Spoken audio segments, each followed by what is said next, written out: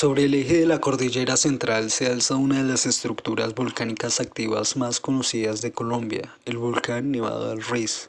Junto con los volcanes Nevado, Santa Isabel y del Tolima, forman parte del área protegida del Parque Nacional Natural Los Nevados. Es el nevado más septentrional de la cordillera central. Históricamente lo han observado gran parte de los habitantes del país, desde Manizales por el occidente y desde el Valle del Magdalena por el oriente. Se puede observar incluso desde las partes altas de Bogotá en días despejados. Fue llamado por los indígenas quimbayas como Cumanday o Tama, según el Instituto Geográfico Agustín Codazzi, como los nombres originales de los territorios, sitios y accidentes geográficos de Colombia. Menciona que durante la época de la colonia y aún en los primeros años de la vida republicana fue llamado como Páramo de Hervé o Volcán de Hervé, y el nombre con el que actualmente se conoce fue tomado del capitán Francisco Ruiz, dueño de la encomienda de Panamá en Chinchiná, Caldas. El volcán Nevado del Ruiz se localiza alrededor de las coordenadas geográficas de 4 grados 53 minutos al norte y 75 grados 19 minutos al oeste. Tiene una altura máxima de 5.330 metros sobre el nivel del mar aproximadamente. Su red hídrica discurre hacia el flanco occidental sobre los municipios de Villa María en el departamento de Caldas, a través del río Chinchiná, alimentado por el río Claro y las quebradas Nereida y Molinos.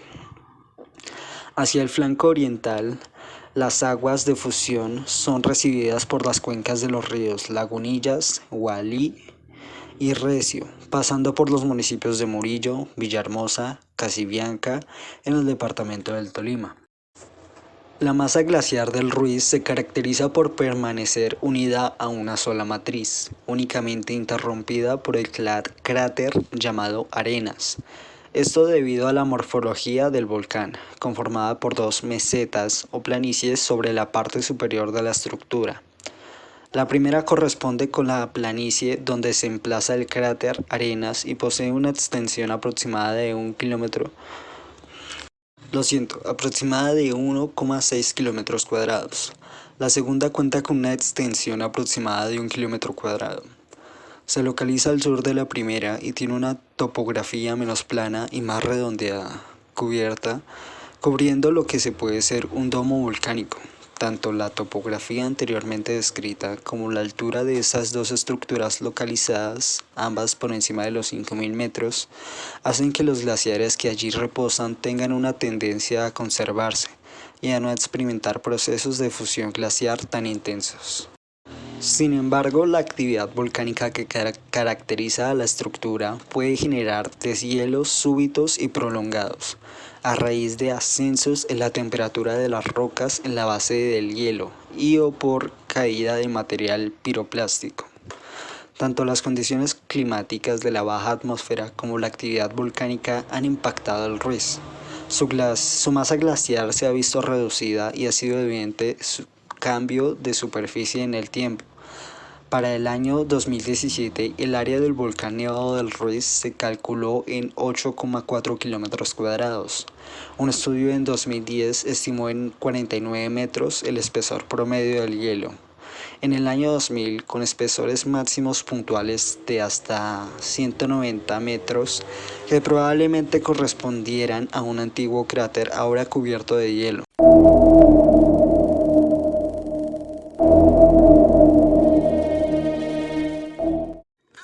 Fauna y flora del Nevado del Ruiz.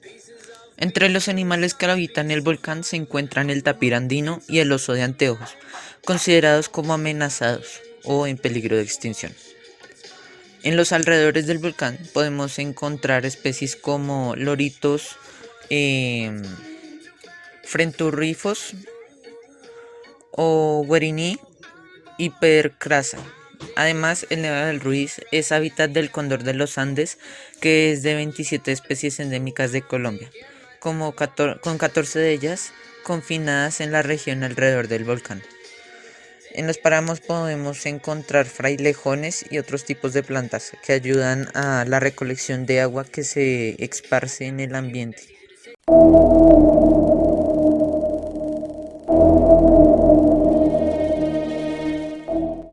Tragedia de Armero fue un desastre natural producto de la erupción del volcán Nevado del Ruiz el miércoles 13 de noviembre de 1985, afectando a los departamentos de Caldas y Tolima. La erupción tomó por sorpresa a los poblados cercanos, a pesar que el gobierno había recibido advertencias por parte de múltiples organismos vulcanológicos. Desde la aparición de los primeros indicios de la actividad volcánica, la población de Armero, ubicada a poco menos de 50 kilómetros del volcán, fue golpeada por dichos lahares, muriendo más de 20.000 de sus 29.000 habitantes. Para el momento en el que los rescatistas alcanzaron Armero, 12 horas después de la erupción, muchas de las víctimas con heridas graves ya habían muerto. Alrededor del mundo se publicaron tomas de videos y fotografías de Omaira Sánchez, una adolescente víctima de la tragedia, que estuvo atrapada durante 3 días hasta que finalmente falleció. Armero, antes de esta desastrosa situación, era la tercera población más grande del departamento de Tolima.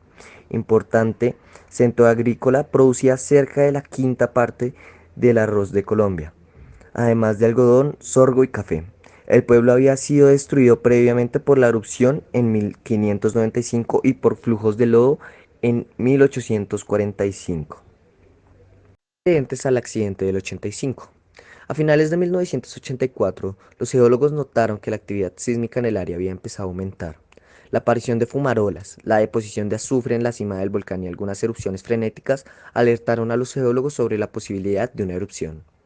Una misión vulcanológica italiana analizó muestras de gases de las fumarolas y del terreno alrededor del cráter Arenas y encontró en estas una mezcla de dióxido de carbono y dióxido de azufre, indicando una liberación directa de magma en la superficie. Septiembre de 1985, cuando los terremotos y las erupciones freáticas sacudían la zona, las autoridades locales comenzaron a planear una evacuación. En octubre se terminó un mapa de riesgo para el área circundante del Nevado. Sin embargo, este mapa tuvo una escasa distribución entre las personas ubicadas en la zona de riesgo, y muchos supervivientes jamás tuvieron noticia de él, a pesar de que varios de los diarios más importantes del país publicaron versiones del mismo. Henry Villegas afirma que el mapa no pudo ser reproducido ni distribuido masivamente debido al poco tiempo que hubo entre su elaboración y la erupción del volcán. La erupción. A las 9:09 de la tarde del 13 de noviembre de 1985, el Nevado del Ruiz expulsó tefradacítica a más de 30 kilómetros de altura en la atmósfera. La masa total de material expulsado, incluyendo magma, fue de 35 millones de toneladas. La erupción produjo flujos piroclásticos que fundieron la nieve y el glaciar de la cima del volcán, generando 4 lahares que descendieron por los valles de los ríos en los flancos del volcán a una velocidad promedio de 60 kilómetros por hora. Sobrevivientes de Armero recuerdan la noche como tranquila. La ceniza volcánica había caído a lo largo del día, pero se les informó a los pobladores que no había nada de qué preocuparse. A finales de la tarde, tras un largo periodo de calma, la ceniza volvió a caer. Las estaciones de radio locales reportaban que la ceniza debía ser ignorada y que los residentes debían permanecer en calma. Un sobreviviente afirmó haber ido a la estación de bomberos y allí le informaron que la ceniza no era nada. A las 11:30 de la noche, el primer lahar llegó al pueblo, seguido rápidamente por otros. Uno de los lahares prácticamente borró Armero. 3/4 partes de sus 28.700 habitantes murieron, avanzando en 3 grandes oleadas. Este lahar tenía 30 metros de profundidad, se movía a 12 metros por segundo y duró de 10 a 20 minutos. El frente del lahar contenía gigantescas piedras que aplastaron a cualquiera en su camino, mientras que las partes más lentas del mismo estaban llenas de piedras pequeñas y afiladas que causaban cortes y laceraciones. El lodo se introducía fácilmente en las heridas abiertas y en otros orificios corporales, ojos, orejas y boca, con suficiente presión como para inducir asfixia traumática en 1 o 2 minutos a cualquier persona enterrado en este. Los que sobrevivieron al lahar murieron producto de sus heridas mientras se encontraban atrapados o sucumbieron a la hipotermia, aunque esto es poco probable dado que el lodo fue descrito como caliente por los sobrevivientes. La erupción ocurrió 2 meses después del terremoto de México de 1985, lo cual limitó la cantidad de víveres y suministros que podían ser enviados a cada uno de los desastres por parte de otros países y organizaciones internacionales. El gobierno de Estados Unidos invirtió más de $1 millón en ayuda, y el embajador estadounidense en Colombia, Charles S. Gillespie Jr., donó $25.000 a instituciones de rescate. La Oficina de Asistencia para Desastres en el Exterior de la Agencia de los Estados Unidos para el Desarrollo Internacional envió a un miembro del Servicio Geológico de los Estados Unidos junto con un experto en gestión de desastres y dos helicópteros con personal médico desde Panamá. El 20 de noviembre de 1985, una semana después de la erupción, los esfuerzos de rescate empezaron a llegar a su fin. Cerca de 4.000 rescatistas buscaban aún sobrevivientes con pocas esperanzas de encontrar alguno. Poco menos de un año después de la tragedia, el Papa Juan Pablo II visitó la zona del desastre junto con el presidente colombiano Belisario Betancur. Declaró el lugar en donde se encontraba Armero como Camposanto. A pesar de que muchas de las víctimas de la tragedia fueron conmemoradas, Omaira Sánchez fue, en particular, inmortalizada en poemas, novelas y piezas musicales. Una obra llamada Adiós Omaira, de Eduardo Santa. En 2017 fue estrenada la película Armero, inspirada en hechos reales ocurridos durante el desastre, a modo de homenaje a las víctimas.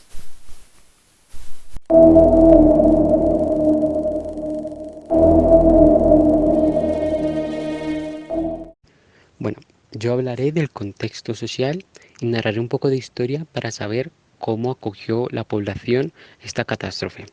Bueno, como se sabe, una catástrofe natural cobra la vida de personas, de vidas humanas, bienes materiales, fauna y flora, por falta de una adecuada gestión de riesgos. Este proyecto está enmarcado en el proyecto general llamado Retrospectiva de las Catástrofes Naturales en Colombia como insumo para la construcción de un sistema de soporte de decisiones y caracteriza el sistema territorial del eje cafetero ubicando la zona de amenaza volcánica para dar insumo de los indicadores de gestión de riesgos. Posterior a esto se generó un plan de acciones en caso de una erupción volcánica, dando pasos a seguir antes, durante y después del evento, dándose un insumo para el sistema de soportes de decisiones del proyecto general. Bueno, para saber un poco más de esto hay que saber la historia que se generó después de esta tragedia. Hay muchas historias, pero narraré la más conocida por la colombiana. En esta narran y dicen que el pueblo armero era un pueblo del pecado, era un pueblo con codicia, ya que era un pueblo donde habían prostitutas y donde vendían alcohol, pero no alcohol típico, sino alcohol ilegal. Y no era la venta de droga en sí, sino que lo que más se redondeaba allí era la venta de alcohol y allí mismo se consumía. Así que lo llamaban el pueblo del pecado, de la codicia. También decían que no era un pueblo con excesiva cantidad de dinero, pero era un pueblo con una cantidad de dinero considerable. Bueno, en esta dicen que había un padre que la mayoría del pueblo decía que él era el corrupto, que él era el malo. Muchos afirman que es cierto, muchos que no.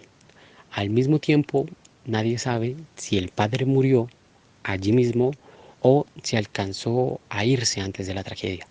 Pero lo que saben es que él maldijo el pueblo, o eso es lo que dicen, maldijo el pueblo y bendijo su iglesia. A los 2 días pasó la catástrofe en la mañana. Empezó supuestamente con agua cayendo y después fue agua hirviendo, lo que colapsó muchas casas, empezó cada vez a subir más y más. Decían que había un hospital de 5 pisos y si uno se para allí, dicen que se alcanza a ver solo un piso. O sea, eso totalmente inundó miles de casas y mató a miles de personas. Dicen que esto le sucedió al pueblo porque era el pueblo del pecado, que era como un acto de Dios, ¿sí? Como una venganza. En ese pueblo se hacían las fiestas de folclore. Era el punto, era como la clave. Uno de estos era el Corpus Christi, que era una danza de los padres sacerdotes. Un baile de estos era la danza de los estándares, que esta era como una alegoría o como un poco así llamarlo, entregar algo hacia Dios, una danza a Dios. Esta contenía el pan, el vino, el cáliz y el Jesucristo, obviamente. Esta era hacia Dios, significativa hacia Dios. Pero también había muchos bailes más que salieron de allí hacia la Feria de Cali, el Festival de Barranquilla y todo este tipo de cosas. Pero ese era el eje central de todo eso. La gente dice que esta catástrofe fue por culpa de ser el pueblo de la codicia, que fue en sí el castigo de Dios. Mucha gente que pasa por allí, cuando pasan le dicen que el pueblo está maldito, porque siguen creyendo esa polémica de que el pueblo sigue maldito. Y esa es la polémica que ha generado que no se vuelva a levantar el pueblo, que no vuelvan a reconstruir ni nada. Uno es eso, y lo segundo que dicen es que les da miedo que el volcán vuelva a hacer erupción, que, que vuelva a suceder lo mismo. Esa es otra cosa que dicen. Pero lo que más cree la población es que el Nevado del Ruiz sigue siendo maldito, está maldito el pueblo. Entonces por eso no reconstruyen. Y ese es el contexto social que se ha generado durante años y años y años durante esta tragedia.